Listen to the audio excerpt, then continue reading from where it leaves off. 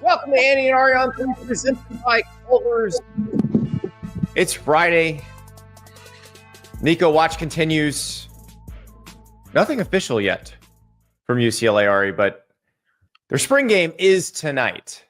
So maybe you get an answer after tonight. Yeah, it kind of feels like you're at sea, like waiting to see a whale or something, and like the whale is just being stubborn and it won't come to the shore. Like, I don't know what we're doing here, but I feel like if I was in Nico's position, I'm not sure I would be in a rush too, especially now that other quarterbacks are popping into the portal. Maybe there'll be an unforeseen situation that helps them gain leverage or another opportunity that pays more. I don't know, but it does seem like if people were convinced on Wednesday evening that UCLA was the place, that by now it would have happened, So I'm wondering how it's going behind the scenes right now. Well, we'll see. And it might just be a matter of wanting to get through that spring game. And then we figure out what happens with Joey Aguiar, who went there from Appalachian State. But we'll check out that situation as it goes, and we'll update everybody as it goes. But we have a Dear Andy, Dear Ari show. Lots of interesting questions. Obviously, some Nico-related questions, some transfer portal-related questions. There was some news on Thursday. Steve Angeli, the Notre Dame quarterback, headed into the transfer portal. Now, Steve Angeli was in the mix at Notre Dame this spring. It was C.J. Carr. It was Steve Angeli. It was Kenny Minchey. C.J. Carr and Kenny Minchey remain. Do we think this means C.J. Carr is QB1? Yeah. I said that CJ Carr won the job on Twitter when On3 posted the news that Steve Angeli entered the portal, and I got a lot of people commenting old takes exposed there. Am I off there for thinking this? Oh, there's a Kenny Minchey hive out there. Okay. There's a Kenny Minchey hive, but the thing is, you had to make sure you didn't lose two. And Marcus Freeman said after the spring game, it's probably easier as a two-man race than a three-man race, but I kind of wonder, because I would think Angeli was number two in that competition.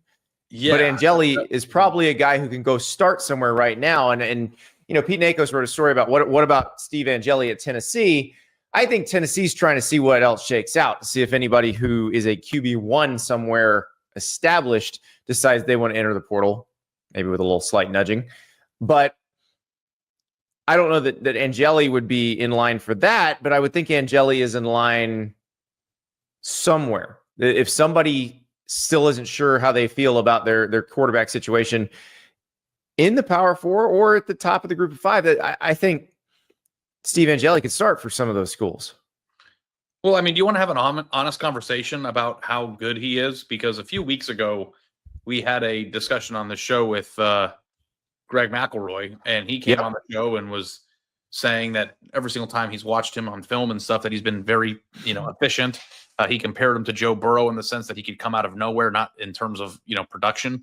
And I thought that was an interesting conversation, because I think we look back at the Notre Dame Penn State semifinal, and, we see the rough situation that the man was thrust into, and the fact that they got 3 points at a time in which even the Riley Leonard led offense couldn't get a first down. And we're assigning some sort of great value to that. And I don't know how far we're taking this. Do you think that? Well, he also, it wasn't the only game he ever played in. He also started the Sun Bowl for them the year before and was great in that game. So it's not like he had no experience whatsoever. But yeah, maybe we're making a little too much out of one drive in the bowl game. But I got to tell you, drive really is carrying a lot of weight here. And I think that I don't think Notre Dame would have won had he played the entire game. So I don't know. You can't ever go back and know the answer to that. And I don't know if that's an insult. I watched the way his teammates acted around him. They acted like he's a real dude. So I'm not saying he should have won the starting job at Notre Dame. I'm saying he could start somewhere. Yeah. And he's got to find that place now. But of what you think or what we think I know about Steve Angeli, is that enough of a resume for a place like Tennessee to move on someone like that? No, not even Tennessee. Yeah. No, you wait and watch. Or you could take a Steve Angeli, but taking Steve Angeli, if you're Tennessee, does not mean you're making him your starter. You would go to him and you'd say, listen, you can compete with Jake Merklinger and George McIntyre. We're not guaranteeing you anything. Yeah. There are other quarterbacks who currently have starting jobs who, if they were to go into the portal, Tennessee would probably take them and guarantee them the starting job. Wink, wink, nudge, nudge. No one ever actually guarantees it, but yeah, they would do that. Yeah, I mean, usually the contract amount is a pretty good indication of, what someone's intentions are with you. But at the same time, too, like if you're Steve Angeli, you're somebody who loved Notre Dame and loved being at Notre Dame, and that was like the legend of who you were, right? Like program over person. And if you're going to leave Notre Dame, that means you have a strong desire to play. I'm not even sure if he has the temperament or the desire to go somewhere and be in a competition somewhere else. Because if he's going to be a backup somewhere, I think he'd rather do it in South Bend than anywhere else. So right, I think he's going somewhere to start, and right. So it probably means he's going to a place where that job is not necessarily guaranteed to him, but where there's an assumption that he's coming in to start. That's not Tennessee for him. There are other guys for whom that would be Tennessee, but not him. Yeah. And we're still kind of on Tennessee watch too, because I think that there was this notion, at least last week. I mean, I thought it was that like Tennessee would, tamper a little bit, and I know that that's taboo to say, but do something to. Let's be real. Everybody tampers. Let's just talk about it like adults here, and kind of drive the screws loose a little bit and get some options out in the portal and ready to go. And that hasn't happened yet. And I don't know if you think that that's something that you would have to wait for, or if that's something that would have happened already. But I feel like every day that goes by where that hasn't happened, it seems more and more likely that Tennessee is probably going to have to find somebody to come in and be a body, not necessarily somebody to step in and save the team and have a starting position locked up. Somebody you would be comfortable putting in a game this fall, but not necessarily making your starting quarterback. Yeah. And so those are different situations. Those are different quarterbacks. Those are different monetary amounts. I think that's what everybody gets hung up on. They're like, oh, Tennessee was going to pay Nico $2.4 million, so they're going to give somebody $2.4 million. No, they'll give whoever the person is a paycheck commensurate with what they are. And I think they have to decide, is this somebody we want to bring in to be our starter, or do we want to get somebody who will compete with Merklinger and McIntyre? And we just pick the best of the three and we're good with it. Yep. That's up to the coaches. And it really is up to what the options are, because I'll tell you, I talked to a coach at a school where they're feeling pretty good about what they've got coming back. They had a good season last year, and they think they're going to have a pretty good season this year. They love their quarterback. They're not really worried about their quarterback, but it's one of those things where they kind of worry if other players, good players, get picked off the team or get enticed into the portal, that the quarterback may go, well, now I don't have the same situation. So I think there's nervous coaches all over the country watching this situation like, okay, are they going to come after my guy? For sure. And we've seen some reporting, like Pete Nakos reported on Wednesday that Josh Hoover definitely staying at TCU. That's one that pretty quickly we thought, okay, Tennessee might go after that guy. Now, we don't know if Tennessee did, but my guess is some conversations were had and Josh Hoover probably got a little bit better deal. And I had a collection of names in my head of guys that I thought could be candidates for that job. And I know we're not saying those names, but he was one of them. Well, look, we can be adults about that too. It's most of the Big 12. There's a lot of good established starting QBs in the Big 12. There's one in the ACC that I think is ripe for the taking, but I don't know how realistic that is. Do you know who I'm talking about? I think I do. Is it okay if I just say his name? Sure. Is it Kyron Drones? It's at Virginia not. Tech? No. Oh, interesting. Okay. He was in now my I don't know who it is. He was in your top 10.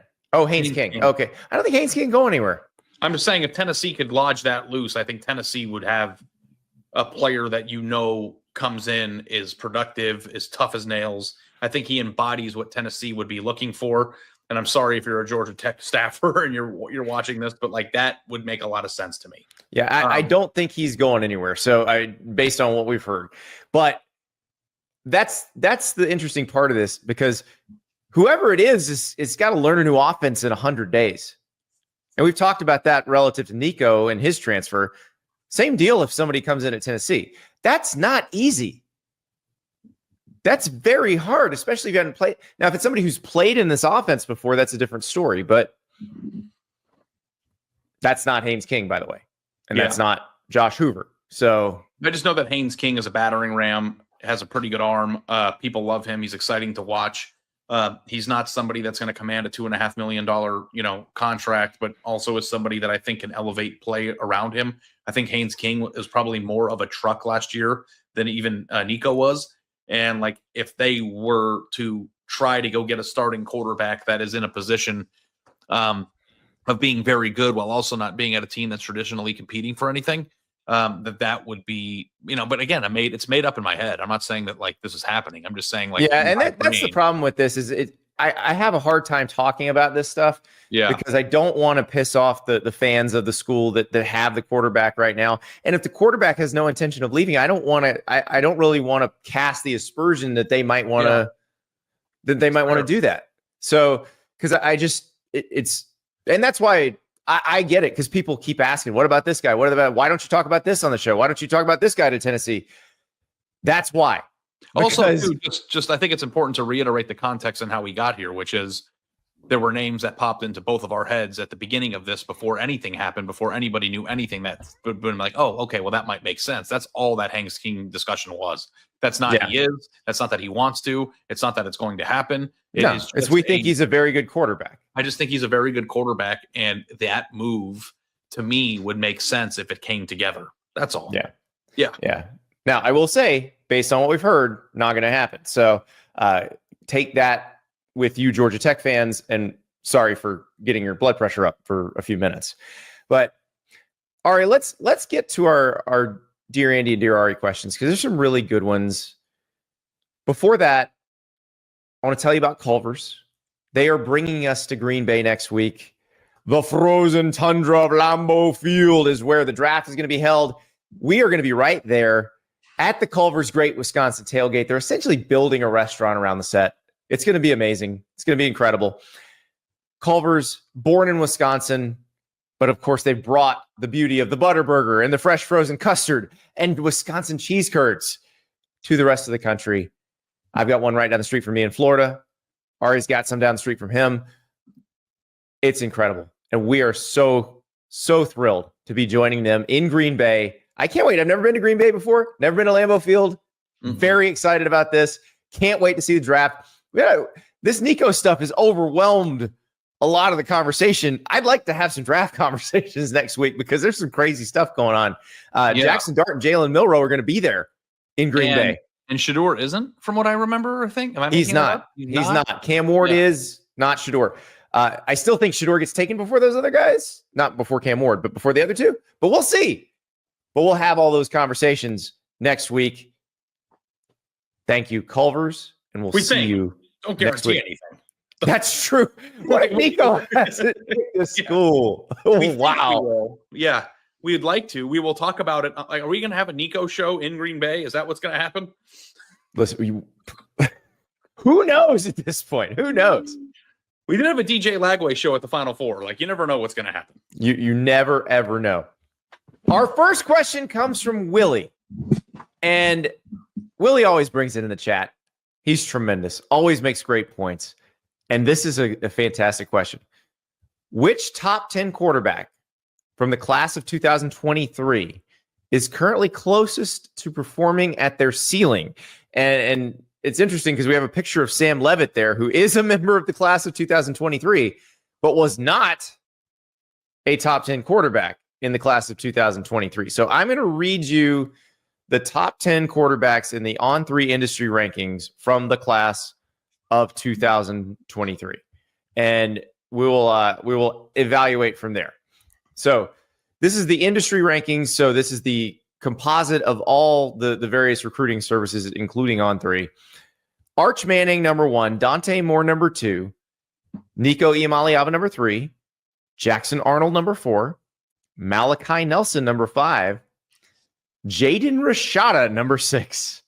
Eli Holstein, number 7. Chris Vizina, number 8. Avery Johnson, number 9. And Austin Novosad, number 10. It's a pretty clear answer, right? Of which is got close to the ceiling.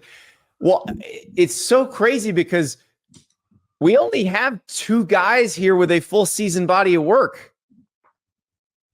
And it's Nico and Eli Holstein.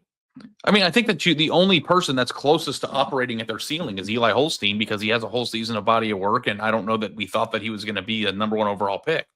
Like when you go down this list of names, and I don't know if I'm just stuck in like recruiting rankings past, but like Arch Manning hasn't scratched the ceiling of what I think his potential is. Dante Moore had a pretty, in terms of tape at UCLA a few years ago, played, but didn't play particularly right. It wasn't great. But he's going to be at Oregon this year, and I think a lot of people are anticipating that he's going to be awesome. Nico is who we've talked about for the past 4 days, and I think that there are some debate about whether or not last year was scratching his ceiling or if there actually is something, a second gear there.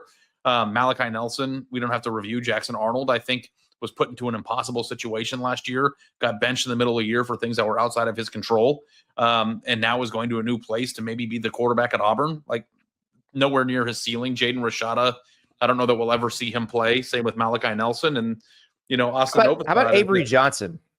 Avery Johnson, it might be Avery Johnson if you think that last year is who he is. That's what I don't know. I thought when I saw the flashes of Avery Johnson as a true freshman, when you saw how fast he was, you thought, okay, if this guy develops as a passer, we're talking about maybe like a Lamar Jackson light, which would be really good, which would dominate in the Big 12. Absolutely dominate. They were not dominant last year, clearly. So that's the question is does Avery Johnson have another gear he can kick it into in his second year as the starter? Because like he was a good runner, not a dominant runner last year, and then threw for 2,700 yards.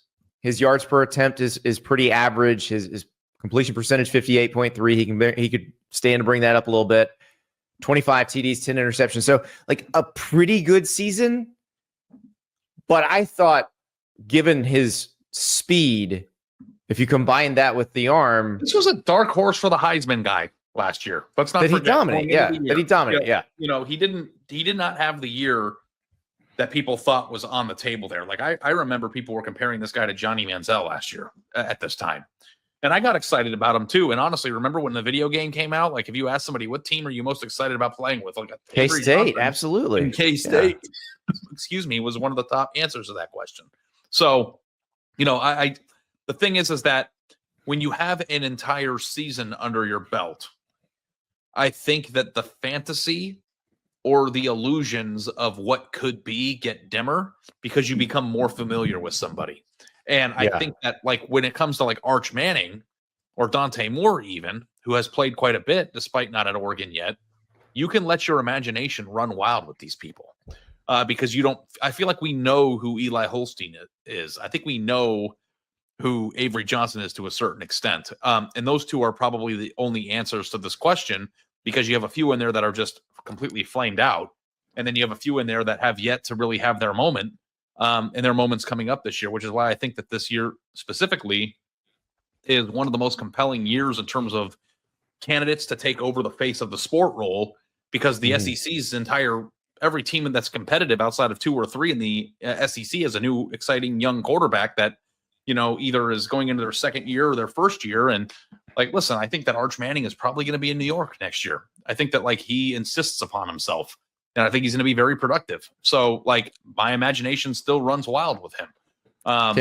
Can I give you 3 names, not from the top 10, but numbers 18, 19, and 20? Sure. Because I'm fascinated by these guys. 18, Lenora Sellers. 19, Austin Simmons, Ole Miss quarterback. 20, Marcel Reed, Texas A&M starting quarterback. So, three SEC starters right there that Lenora Sellers was clearly underranked because he should be in the top 3 of this class, top 2 probably. And it's crazy that he wasn't, considering his physical measurables. Like that's usually when a player is a freak of nature, the way that Lenoris is, that carries a lot of weight in the ranking process. So I'm surprised. I don't remember how raw he was as a high school senior. Maybe he was very raw and that was part of the reason for it, but he has the physical intangibles that put you in a position where you can go to the moon. Yeah, exactly. And we talk about ceiling. We've seen a lot from him, but I don't think we've seen a ceiling yet. So very excited about him. Austin Simmons, I go back to our conversation earlier in the show about Steve Angeli. How much do we put on one drive? You and I were at the Ole Miss Georgia game last year when Austin Simmons had to come in because Jackson Dart got knocked out for a minute. Austin Simmons leads a touchdown drive against the Georgia defense. And I was like, oh my God. Well, I cannot wait to see this guy as their starter. Yeah, but the difference between those two things, Andy, is that Austin Simmons doesn't have like a long history of playing average before that. You know what I mean? Like, I'm not trying to come down on Steve Angeli, but like, this isn't like a player. Right. That He hadn't been in multiple quarterback competitions and lost them. Austin Simmons hasn't lost it. He got to Ole Miss. Jackson Dart was already the starter. Jackson Dart is leaving. He's ascending to the starter. And our only extended real high leverage snap experience was a touchdown drive against Georgia.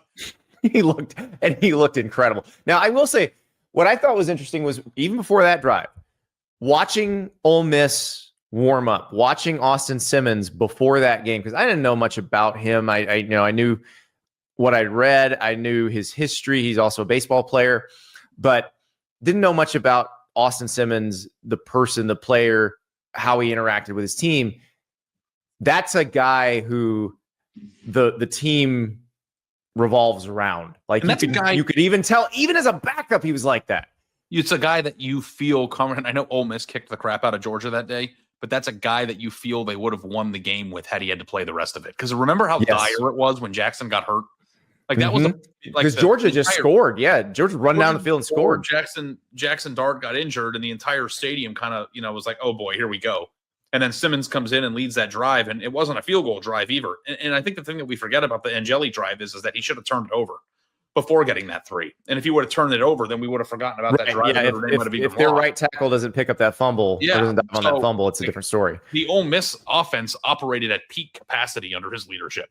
It looked like peak Jackson Dart back there. He was finding people. But listen, also too, Ole Miss beat the crap out of them. And they were like, I don't know if it was just a team that showed up that day and the other one didn't, but he was rolling along with the rest of the team too. Yeah.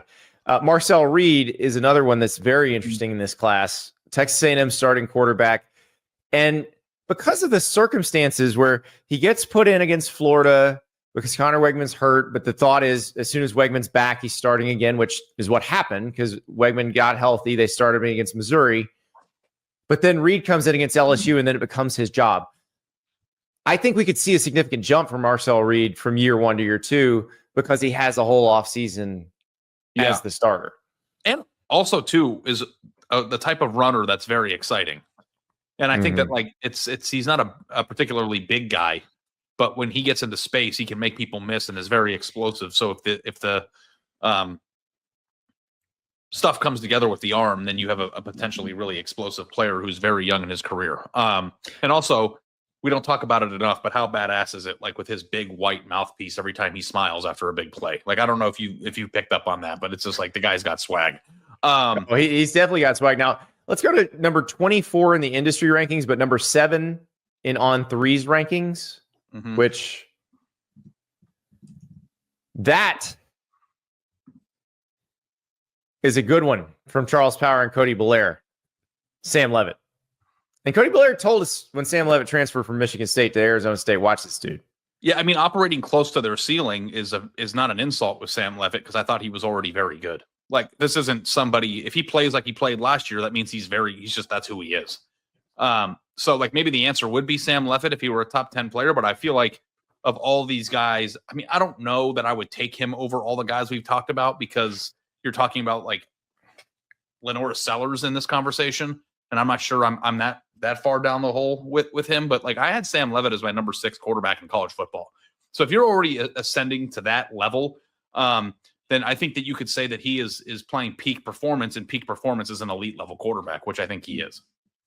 It's really interesting. So Willie got me wondering because it feels like the world really misevaluated in the class of 2023. And I was like, okay, how how close is this to some of these other classes in terms of like who ended up being really good and who ended up just kind of washing out? Was this a normal year? Was this an outlier year?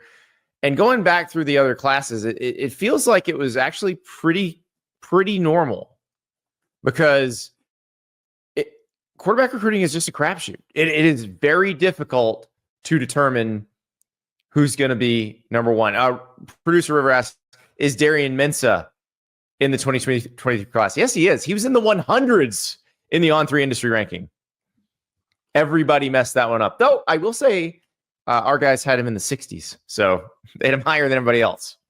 Yeah. I mean, also like messing up too. It's like sometimes people just have growth spurts, like, that you don't see coming. Yep. I think if everybody agrees on something that they were probably properly evaluated at the time, and then they just ended up turning into something that was better than they anticipated. Well, so I was looking at 2021. I feel like 2021 was the best evaluated class in a while. Now, some of the top people didn't wind up starring at the school they signed at, but there were unusual circumstances in each case. So Quinn Ewers was number one. He signed with Ohio State and obviously ended up being a 3-year starter at Texas.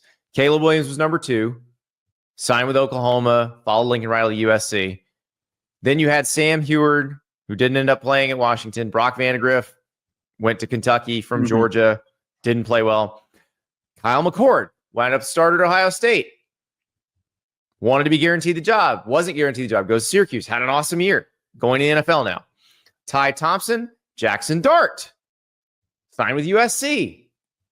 Winds up being a 3-year starter at Ole Miss. Jackson Dart was a late riser. I don't think people remember that. Like, he had no offers, I think, going into the fall of his senior year, and then just blew up. And part of that was position scarcity with quarterbacks sometimes too. Like, if you are one of the top remaining Power 5 schools who have yet to take a quarterback because they issue commitments so early, and somebody, has a really good senior season, then all of a sudden they become like a highly ranked player. Because it happened to CJ Stroud too, where, a late bloomer turns into a coveted asset from, teams that are looking for quarterback spots, and then all of a sudden they're awesome. But yeah, like, I think that, like, the one trend, if we want to talk about trends in college football that are just happening right now, Andy, is that even if a player signs with a team and leaves, that doesn't mean they're not good. It just means they're going to go be good somewhere else. I think like 5 years ago, when a player transferred, that means that they stunk, or that a team didn't want them, or that they're the coward and they want the easy way out. And it's like, I don't think that's the way it works anymore.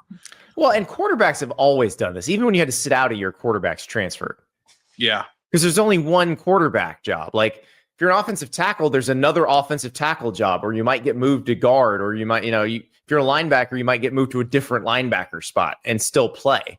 Quarterback is different. Now, in that class, because like I said, this was probably the best evaluated class in recent memory. Drake May was number 8, 3 seasons in North Carolina, went to the NFL. JJ McCarthy was number 9, 3 seasons at Michigan, went to the NFL. Jake Garcia, currently looking for school number 4. But then you go to 11 and 12. 11 is Garrett Nussmeier, who waited his turn and is now the starter at LSU.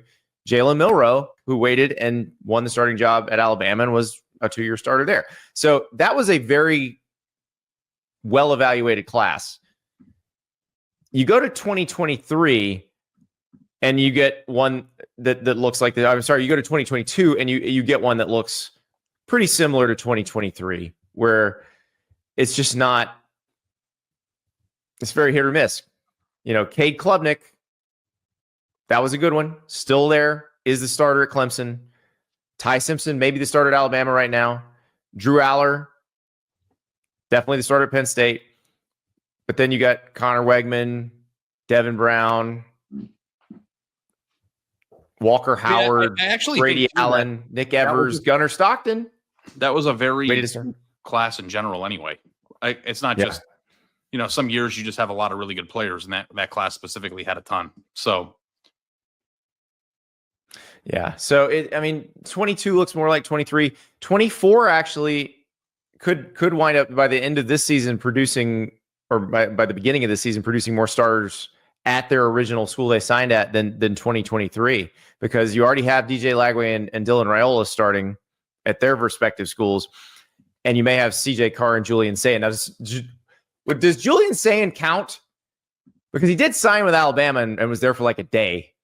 Does he count as? I mean, I view him as more of a high school signee. I do too. I do. He was at Alabama for a day. Yeah, and would have signed somewhere else. I don't know if he would have signed at Ohio State, but would have signed somewhere else if Saban would have retired before signing day.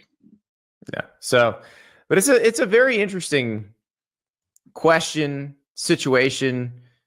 That class of 2023 it just feels like everything got weird.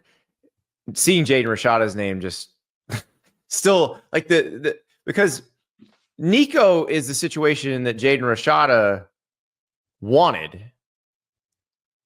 And they were actually repped by the same lawyer at that point in their recruitments.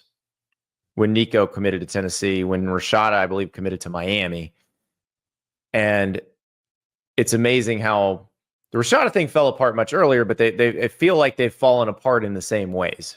Yeah. My understanding was that Rashada, the person, wanted to go to Miami. Right. Like that's where he would have gone in the old era. Like that's where he wanted to be. Right. Right. And he was not really in charge of the decision making in his situation either. Which, I don't know if you can do this, but sometimes I wonder if you just let a kid go to a place where he feels comfortable, if that also, stunts their development in terms of being unhappy where they are. I think that we've probably gotten to the point now where we know that Rashada was a little bit overrated in terms of where he was ranked. But I also wonder too how much all of this nonsense off the field stunts the development of somebody who never really had any structure or any consistency in their development to begin with. Yep. Yeah. So we'll see with that class of 2023. I'm like, what does Arch do? What does Dante Moore do?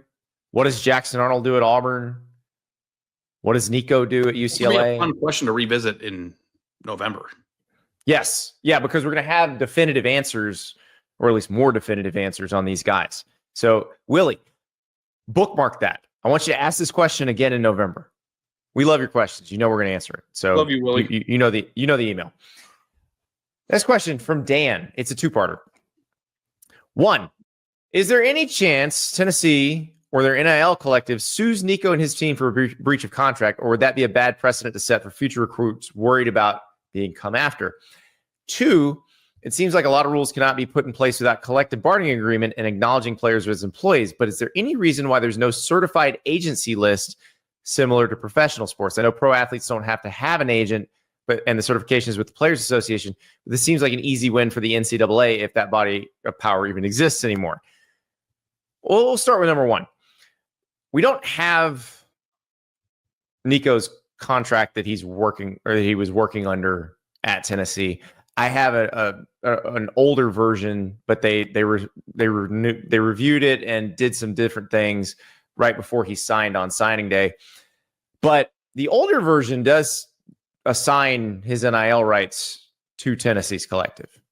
And that is essentially what they're paying for. They are buying his NIL rights. So there have been situations in the past where players have left a school and the collective at the old school owned the NIL rights and went to the collective at the new school and said, hey, you owe us some money because you need to buy these from us. Have there been examples of teams that own the NIL rights to somebody who goes to somewhere else and continues to make money off of them, even if they're not representing their school? No, I don't think anybody's done it yet. I don't think anybody's done it yet because I don't think remember, it doesn't work that way because it's not really NIL. It's a salary. So they're not making that much money. They're making some money off the really good players, off their NIL rights, but they're really, it exists to pay them the salary to play. And so Texas A&M had Walter Nolan's, the Texas A&M collective had Walter Nolan's rights, and they sent a nastygram to Ole Miss's collective when Walter Nolan went to Ole Miss. And I believe a deal was worked out. I don't know that it was like the same amount of money changed hands, but a deal was worked out. So, which could be the reason why this is taking a long time, or has been taking a long time. Yeah, as we record this, we're actually recording this segment on Thursday afternoon, so we don't know exactly what Nico has decided yet, or what, because my hair is dry. Exactly. Yes, that's right. Ari has wet hair in the mornings. So But I do think this could be a complicating factor in anything going forward. Now, what a lot of the newer deals have, and this is an older deal. So this deal was done, like I said, before Nico signed with Tennessee, which would have been December 2022. A lot of the current deals that are being done this year and that were done last year have what's called clawback language. It's not a buyout. It's not like what we were talking about with Grambling's coach the other day. So it's not like what we were talking about with Mickey Joseph. What Mickey Joseph was suggesting is what coaches have, where if you would like this person to come work for you, you have to pay this amount of money. So because the players aren't employees and you can't hold a non-employee to a non-compete, you can't have a buyout. You can't say you can't go work there unless you pay us this amount. But what you can say is we've paid you in advance for these things that you are now not going to deliver. We want the money back. That's perfectly reasonable, fair provision that contracts all over the world have. That's not unique to this. And it's not something that the NCAA rules govern, and it's not something that an athlete could file an antitrust suit and get out of. Like, no, if you had that clawback language in your contract, there's a very good chance you're just going to have to pay that money back. Which is actually happening with an Ohio State assistant in Oregon right now. I don't know if you've been. It actually is. Carlos Laughlin, the running backs coach. Now that's a buyout. That's not a clawback. Yeah. That's a buyout. But yeah, so in this clawback situation, and I was told the other day, I talked to an athletic director who they had lost a basketball player to another school, and he said, "Yeah, we got some money back. Or the collective got some money back." And it's not a full-on buyout because they could not have stopped this player from leaving, and they could not have stopped this player from playing at the other place. But that player would have been bound by the court to pay back the original collective. And then when these collectives work together, too, a lot of times agreements are made between the two that allow relief of the actual player writing a physical personal check, right? Like sometimes there's things that can be worked out. And I would assume that's what happened in the Walter Nolan situation. I don't think Walter Nolan needed to write a check. I think probably Ole Miss wanted him to play, and they were very happy to get him. Or if you're writing a check back, then the check that you're getting from the next place more than covers the balance of what you paid back, right? Which is the point of moving. Yeah. So that could be a complicating factor in any of these things. So if I were Spire, the collective that services Tennessee, I probably would not push this too hard, because I'm assuming everybody at Tennessee just wants this to be over. Am I wrong? Or would you go after them if you had some sort of avenue where you could, just to mess with them? I would probably anticipate that there would be some attempt at recouping some of that money as a result of even the contentiousness in which this played out. Like, this isn't just like, oh, he's not good enough, or, oh, this isn't working out. Like, this is like bad business. So and we're talking about a pretty big contract here. This isn't like $300,000. Right. And we have no idea because we've heard what Nico was scheduled to make for the 2025 season. We have no idea how those payouts were structured and what goes to what, because you have to have deliverables in an NIL deal. So like, what were the deliverables? How much has he already done? Has he been paid in advance for deliverables that haven't been met yet? Like, those are all things that we don't know the answers to. Mm-hmm.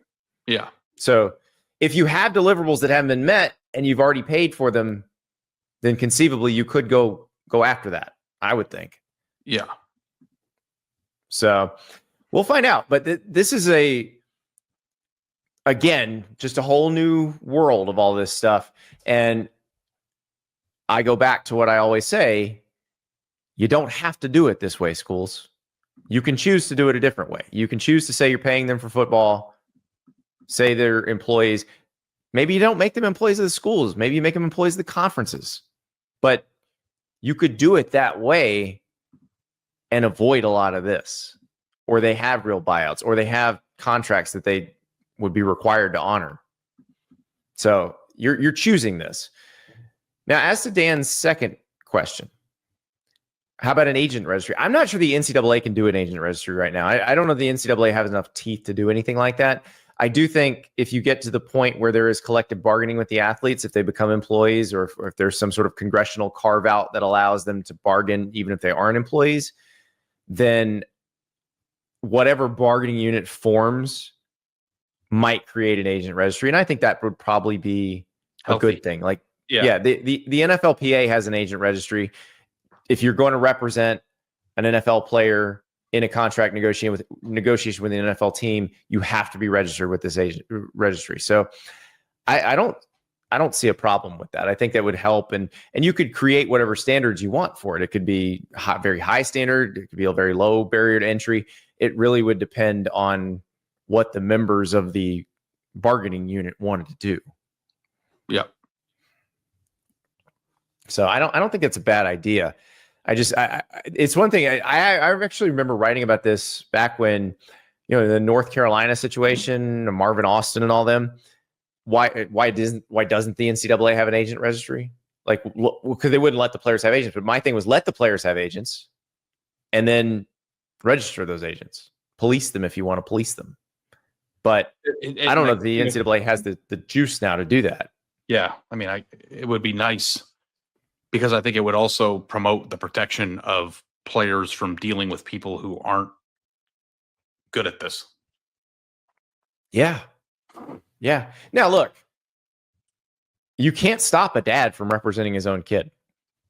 Can't do it. Like, you do whatever you want. You can have whatever agency, agent registry you want. You can't probably stop what happened here with the Nico thing. So this will happen. There are going to be outliers. And that's why I kept saying over and over, I do not think this is representative of something that's going to happen a bunch from now on. I do think this is an outlier case. Part of the reason I think that is because most quarterbacks at Nico's level are repped by somebody who already represents NFL players, who's very experienced in this sort of thing. Yep. Or works for an agency that has lots of experience with this. So that's one of the key differences. All right. This one's from Jason. It's another Nico question. I thought it was interesting. You didn't address the option for Nico to not enroll in the fall, get a QB coach, wait for the December portal window, or just enroll somewhere like the Wisconsin guy, where all schools can bid and he gets much more or better options than what he's got today. And he says, would the House settlement affect the future son? Well, we don't at this point know if the House settlement's going to get approved, because the NCAA doesn't want to phase in the roster limits, and the judge seemed like she wanted them to do that. But I don't know that the House settlement would make that much of a difference. I think we know now. I think we know now that's not going to happen. But the reason, Ari, and correct me if you think I'm wrong, the reason Nico would not have considered this. Right. He wants to go to the NFL next year. You can't sit out this year and go to the NFL next year. It's not going to work. Yeah. So you got to play. Yeah. You might be in this position, or considering that, if you had an extra year before you were allowed to go to the NFL, or if you were rational in the sense that you didn't think you were going to be at a point of going to the NFL a year from now anyway, you might have this discussion, but that's not where these people's heads are at. Yeah. Yeah. So I think we've seen enough to know that that's not what he's going to choose, obviously, but there's a good reason why. Is that they are looking at this like this was a 3 years in college, head of the NFL situation. And I think probably because everybody else is a little more rational, they're going, well, wait, what if he has a bad year this year? I don't think they're thinking about it that way. No, I don't think they're imagining any scenario where he has a bad year. I think they think he's Joe Montana. Yes. And that's how they're operating. Yeah. Yeah.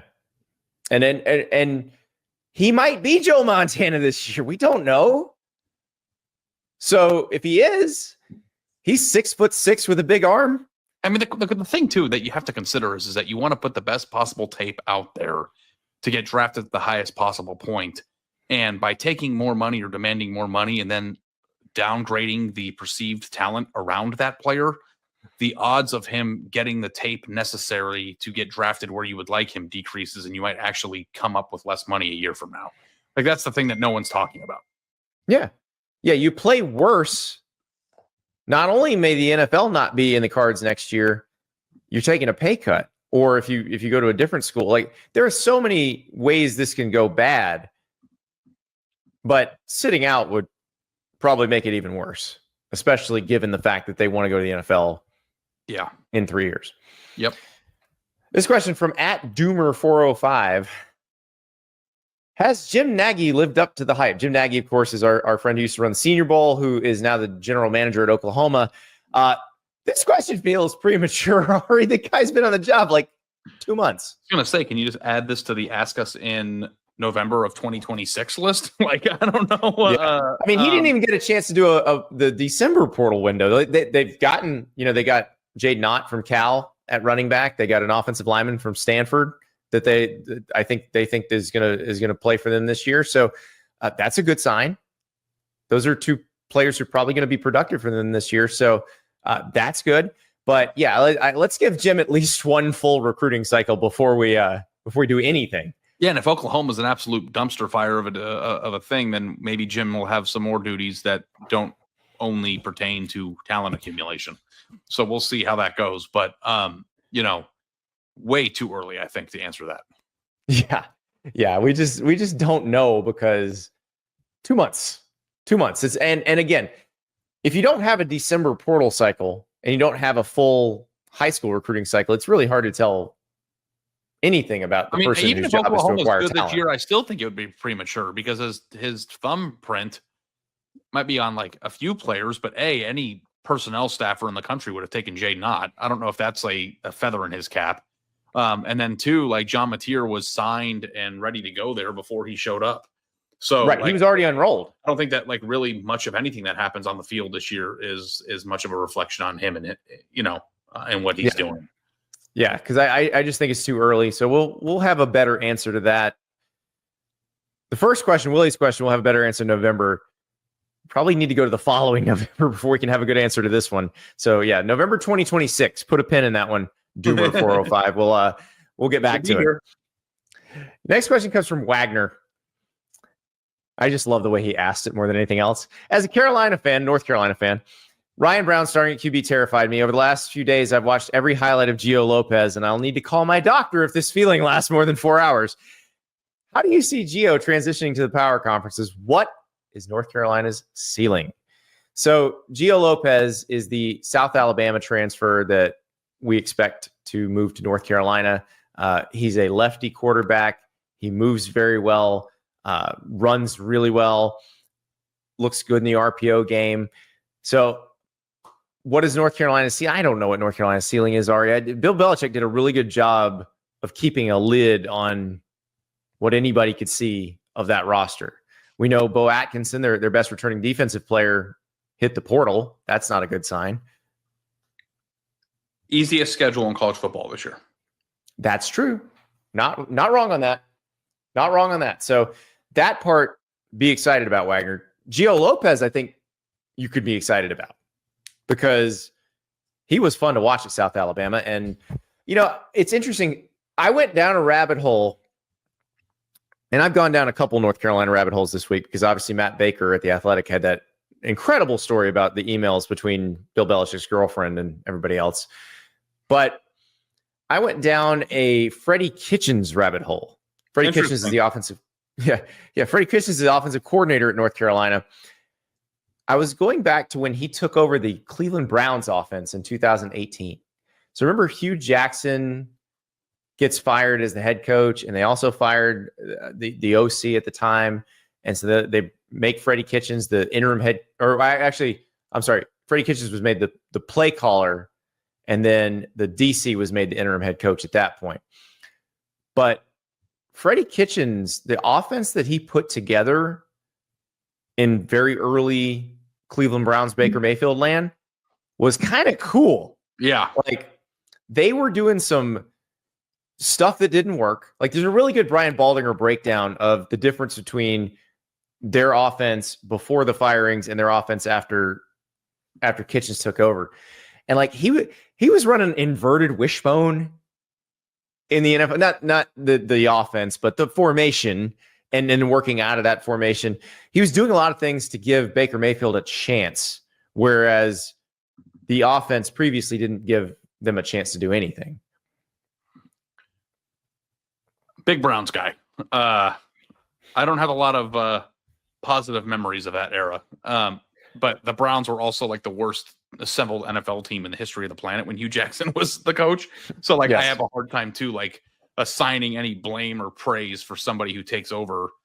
What I think happened was that the Browns were a car in the middle of a field in Nebraska, and somebody put them on blocks. And I think that Freddie Kitchen drove the tow truck to get this piece of crap out there, and now the Browns are a piece of crap on someone else's lawn. I don't know. Well, but the Todd Haley offense was not giving them much. But what I appreciated about what I saw from that very short window of time was that Freddie Kitchens clearly looked at the talent he had and created something that would work with that talent in a very short time, which is kind of what he has to do here. So he's dealt with this before. And I will tell you, as you just pointed out, North Carolina's schedule, not as hard as the 2018 Cleveland Browns schedule. No. Although I'm not sure the Browns would have fared much differently against the schedule. It's a lifelong traumatic experience to the point of pure numbness, to the point of indifference for me. But it is one of the more compelling things. I am very upset that the Bill Belichick hire hasn't inspired more interest. Like it pales in comparison to Deion Sanders' arrival at Colorado. I don't know how this isn't more compelling to the average person, but what they are, what they look like, how they perform, what their ceiling is, all these things. I think North Carolina is a very fascinating thing to track. Well, and his girlfriend basically being the PR consultant. It's fascinating. Explain this to me. I know we talked about it behind the scenes. Explain to me what's happening and why it's a big deal. I read the story and I don't know if it's a big deal. I just think it's sort of salacious because he's in his 70s and he's got a 25-year-old girlfriend and she's taking a very active role in all of this. And so, but his girlfriend has a PR background, yeah. Is that what you said? I don't think so. I didn't say that. I thought somebody told me that she like her career. I think she majored in philosophy in college. Oh, okay. So that's wrong. Okay, got it. So we're running I don't know much about this woman. Now, what I will say, like I'm reading the emails that she sent to their sports information people, and they seem right. Well, she understands the concept of messaging for sure, and she has some ideas about it. Like here's an email that Matt Baker from The Athletic obtained. This is her writing to the sports information director at North Carolina. Though Steve Belichick is in fact Bill's son, he should be depicted and represented as his own established, credible entity as opposed to an extension of Bill. It can easily be misinterpreted that Steve is simply benefiting from nepotism, but that is not the case. Steve was fortunate to have learned defensive football strategy from the greatest defensive mind of all time. He has earned his position due to his performance and output. It's really worth emphasizing the point that Steve has the experience of being a college defensive coordinator and will bring a plethora of knowledge to the coaching staff, Hudson wrote. I believe being strategic about the depiction of Steve will prevent controversy and show utmost respect towards Steve's career, validate Bill's decision as a head coach to hire Steve. How much money will you bet me if we could figure out whether or not you think ChatGPT wrote that email? I don't know. All I know is the email that was sent back by Robbie Pickerel Evans, the SID at North Carolina, was basically, ma'am, this is a Wendy's. Yeah, she goes, we haven't actually announced that hire yet. We've never said a single word about either one of about Steve Belichick. So plethora, the word plethora is a dead ChatGPT giveaway. I use plethora all the time. I've never used ChatGPT once in my life. I bet you haven't. That was a really good column you wrote today, Andy, huh? We're a professional writer, for God's sake. No, it seems like she's trying to sell North Carolina on what's obvious. And like the thing that I think is interesting about nepotism in general, and there's been a few cases of this, especially considering the fact that in football? No. But like, it's like, if it isn't nepotism, it's a hell of a coincidence. You know what I mean? Like, so I'm not saying that the man he had been in other jobs Well, our guy Jed Fish hired Steve Belichick as his DC. Yeah. So I think Jed Fish is a good coach. But I'm saying the fact that he is at North Carolina right now working for his dad to ignore the family connection, much like you didn't ignore the Sanders connection at Colorado. It worked out, and there's no question that Shedeur Sanders is a qualified college quarterback, but his existence at Colorado is a direct correlation. Well, according to Dion, we wouldn't even be talking about Shedeur getting his jersey retired if his last name wasn't Sanders. He's absolutely right about that. He is absolutely right because it wouldn't be getting retired. Wouldn't be happening if he wasn't. That's the brunt of that conversation because But yes, so okay. Thank you for your input on whether or not we should promote Bill Belichick's son as his own entity. I appreciate that. There's a plethora of things to learn from that email, and I'm happy. You know what that was? It was a nicely worded email that said absolutely nothing. So it didn't say nothing. It said, please don't make Steve into a Nepo baby here, which I don't think that was the plan. She would care. Anyway, I don't even understand why she would care. Well, there also was an email about, I don't know if this was like a comment on one of the social media channels that got hidden, but it was critical of Bill and her relationship, which obviously is getting personal and is nobody's business. But I gotta tell you, like, lesson 1 about working in college football: never read the comments. Like, never. If Bill Belichick's reading the comments, my opinion of how this is going to go is going to be very different. We've been talking about this for 5 minutes, and I still don't know what we're talking about. Honestly, like, I have no idea why this is. Like, honestly, like, The Athletic does great work. I have a lot of respect for them. This is something that I got a push notification from Apple News. This was a big deal to a lot of people. And I understand that it's somewhat interesting that she's actually, it wasn't as big of a deal as I thought it would be. What's the nut graph of this story? Give me what I'm supposed to take from this. I still don't know. His girlfriend, who's an Instagram influencer, is involved. Got it. Okay. Good to know. And people are interested in that. People are interested in because it's Bill Belichick, but people are not as interested as either you or I thought they would be. Like, all of the Belichick stuff, and there's a reason we're talking about this now and not talking about it the day that it came out. Yeah. Because we were talking about Nico because that's what everybody want to talk about. Well, like, but the thing that I have to, I don't want to get fired. Like, this is sensitive. Whenever you're talking about a young, attractive woman, like, that, if she was 50 years old, would this be a story? Nobody would say a word. Okay. It is more people being fascinated by the relationship than I think anything else. Because I if thought we're being real about it, smoking gun of like malfeasance or something. Like, there is nothing to this. She didn't do anything wrong. Yeah. And her having an interest in her guy's situation, there's nothing wrong with that. So yeah.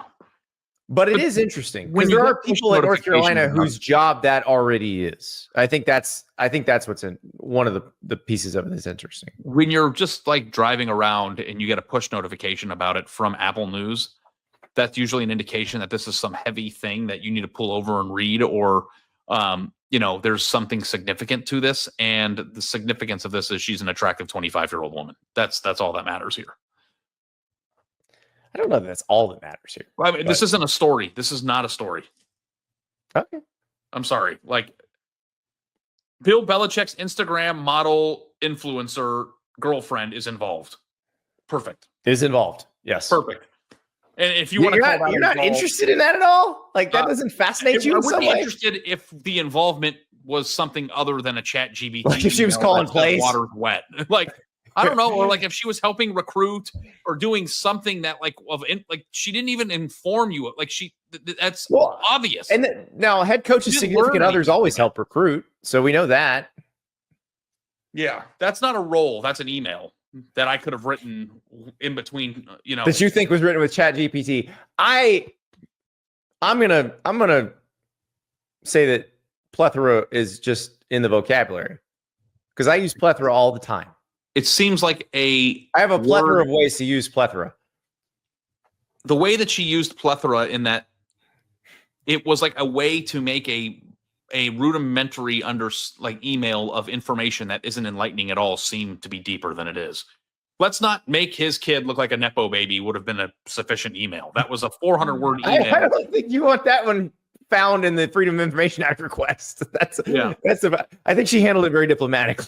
So well, the word nepotism was actually used in the thing. So what she wrote, but she didn't say Nepo baby.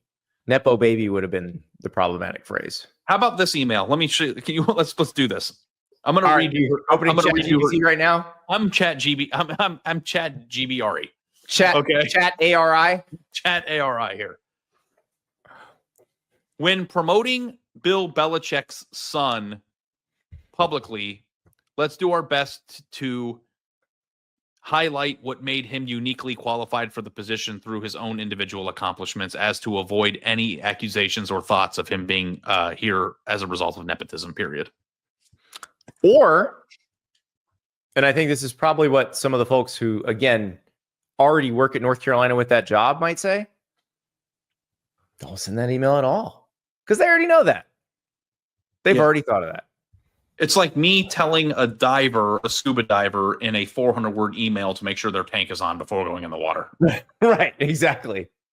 Exactly. While using the word plethora. There's a plethora of things that can happen. There's a plethora of ways you can drown here, buddy. Dude, there's a plethora of food topics we should be talking about right now. This is so boring to me.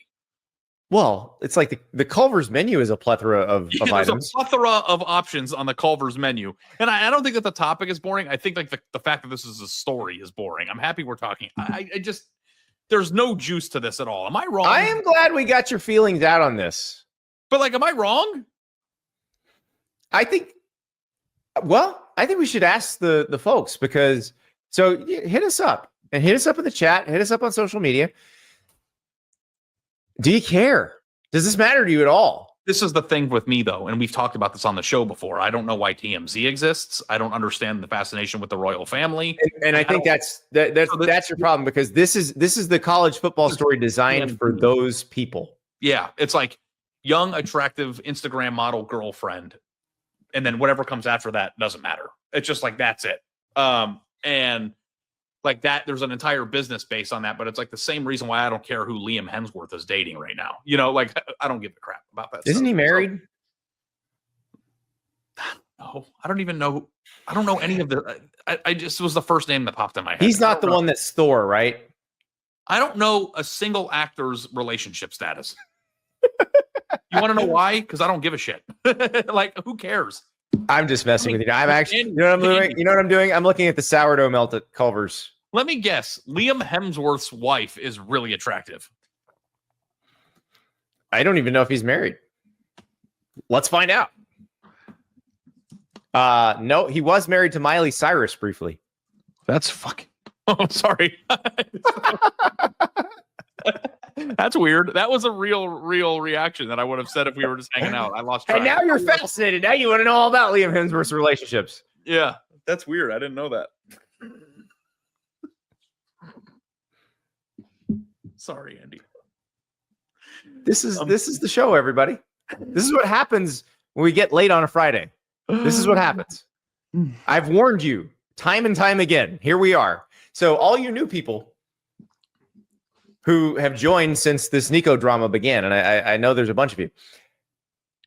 When you hang out long enough on the Friday show, this is where we go. This is where we go. But we are live Monday through Friday, 9:30 a.m. Eastern. Going to be a fun week next week. We are going to Green Bay for the draft. We'll be talking draft. We'll be talking transfer portal, which will still be open through next week. We'll be talking whatever the heck happens next with Nico, because it's this story just so many legs. I'm sorry. I know you're wrapping this up. I just wrote. Oh wait, no. We have another segment we have to do. Okay. Well, I told you. I told you what happens when I get to Friday. Andy, I wrote, write a note to North Carolina about avoiding nepotism in the hire of Stephen Belichick. To whom it may concern, I am writing respectfully to express concerns regarding the recent hire of Stephen Belichick and to emphasize the importance of transparency and fairness in the hiring practices of him at University of North Carolina. While Stephen Belichick undoubtedly... I don't think that's the letter you're trying to write. I'm just saying, like, I feel like I can't distinguish what I'm reading from what you read. That letter is the complete opposite meaning of the one she sent. But other than that, sure. Yeah, to express concerns regarding the reason. Whatever. All right. The way it's written. We do have one more segment we need to do because I had a gift that landed in my inbox on Thursday morning. It was a pleasant surprise. I was not expecting this, and I got to tell you, Coach Josh Hensley, you are a gentleman and a scholar. So, Josh Hensley is a football coach. One of his former players is the one and only Producer River. So, he sent me Producer River's huddle highlight tape from his senior season in 2017. River, what high school is this? This is Cherokee High School in Rogersville, Tennessee. All right. So what classification are we? We just got reclassified my junior year. So I think this is 4A out of 4A, Tennessee football. All right. Very, very small 4A school, though. So let's take a look. And you are, at this point, you weigh a buck what? 35, maybe. Buck 35. What do you weigh now? A buck 40? Buck 45. I've added a little bit. All right. We gotta watch some of these clips. These are tremendous. Okay. So here's our intro. Very professional introduction. Wearing number 15. I'm sure it's either Tim Tebow or AJ Suggs that he's wearing it for. Yep. That's River catching a slant River catching a slant right out of the gate. You're gonna see a lot of this. Mm-hmm. This man ran some great slants. Ready? Here we go. Want to watch River score a touchdown? Look at this. Run a slant. Bang. Boom. Oh yeah. Now watch this. Throw it to the ref. Boom. You've been there before and celebrate with your teammates. Just teach tape right here. Teach tape. Be honest with you, I didn't know you scored. That's cool, man. Yeah. Oh, I did. That's not even the best touchdown we've got here. Now, this is the same play. What happened here, River? This was a jamboree, so this is early in the season. I just wasn't prepared for a hit like that quite yet. You got to lower your shoulder and pull your way into the end zone, brother. Got to run that around. That is not the time to go down so easy. One more time. Hold on. Because this touchdown. Got to move. That's a linebacker. Yeah. All right, here's one. I feel like this is a real missed opportunity, River. Oh yeah, this one was fun. Rivers takes it on in and around. Okay, is this a trick play where you're supposed to throw? No, it is not.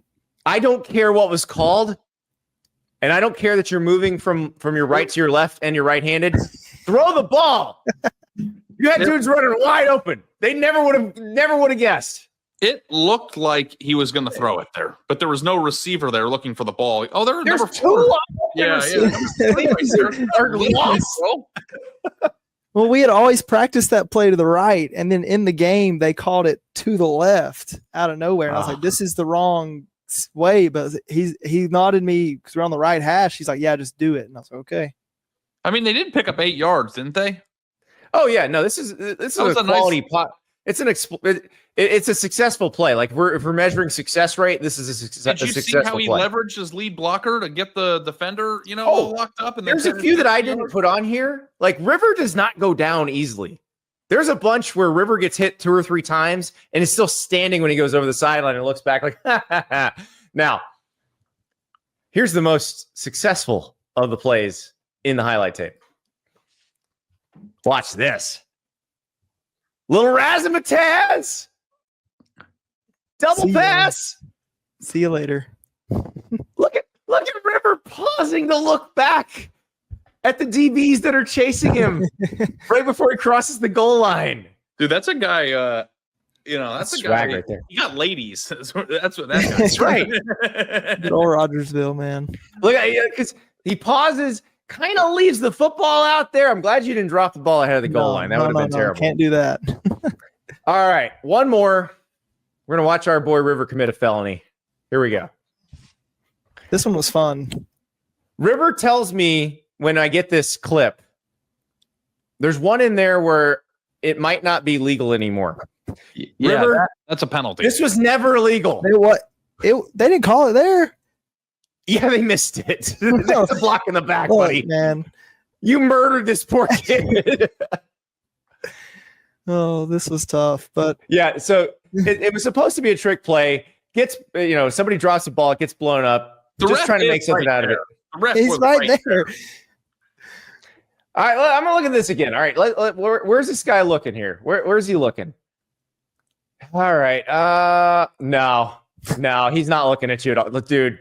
Dude, he was 5 yards. That's 15 yards right there. Hey, I will say we had some of the cleanest helmets in the game. We really did. The headdress. The level of uniform swag on this team, you had like 4 different alternate jerseys. This is incredible. Yeah. Dude, those are badass. We had some good stuff. That was Names on the back of the jerseys? Yeah. Whoa. We were doing it big in East Tennessee, man. One more time, I'm going to watch River murder this kid. This guy has no idea what's coming. 125 pounds of bent steel sex appeal coming right at him.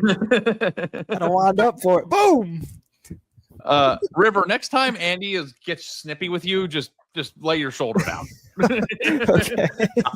I'm terrified. Oh, man. Listen, the hardest hit I ever took in football was not from some like future NFL player at Florida. It was in high school, quarterback throws an interception. Yep. There was a safety who was so short that, like, because I was looking downfield trying to find the guy with the ball, he was so short that he did not appear in my field of vision. I mean, I told you the next thing I know, his face mask is in my chest and he's lifting me up. And I'm going to the heavens. My high school football story, I was playing varsity my junior year, and I was playing left guard, and the quarterback threw a pick, okay? And I went and ran down the field to try to go tackle the person who intercepted the ball. And somebody hit me like River hit that person, and they like launched their body into my I didn't see them because you don't see them. Came out of nowhere. He's not looking at all. Well, he wasn't looking. What River did was illegal. He hit me under the chest, and I remember seeing the sky, and then I remember seeing the ground. And it knocked the wind out of me so much that like I could barely make it to the sideline. And the coach came up to me and said, "All right, man, you ready to go back in, Wasserman? You got the kickoff team, and then it's ready to go back out there." And I looked him up with my face mask still on. And I said, "Coach, not only do I not want to go back into the game, I don't want to play anymore. I want to go home." And that was the end of it was the end of your career. Yeah. There you go. I want to go home. Well, I will say to the not so tall person I'm talking about who played at Edgewater High School in the mid 90s, you didn't do anything illegal. It was a perfectly clean hit on me that I should have been paying more attention. River, on the other hand, should have been flagged, but I'll take it because, listen, mistakes of aggression, especially when the ref doesn't call it. I mean, watch the wind up out here. Like, boom! I didn't know he had it in him. Because he's a smaller guy and he looks. Listen, we're not messing with River anymore. Yeah, I don't. I'm the good guy. You're bad cop. I'm good cop. Not anymore. Not anymore. All right, gentlemen, it's been a hell of a week. This is probably not over. There's probably more crazy news coming. Who knows? We'll always be here for you at On3 to tell you what's going on. If it's a Saturday, we'll break right in. Don't you worry. We'll hit the emergency show horns. But if there's nothing wild this weekend, we'll talk to you on Monday.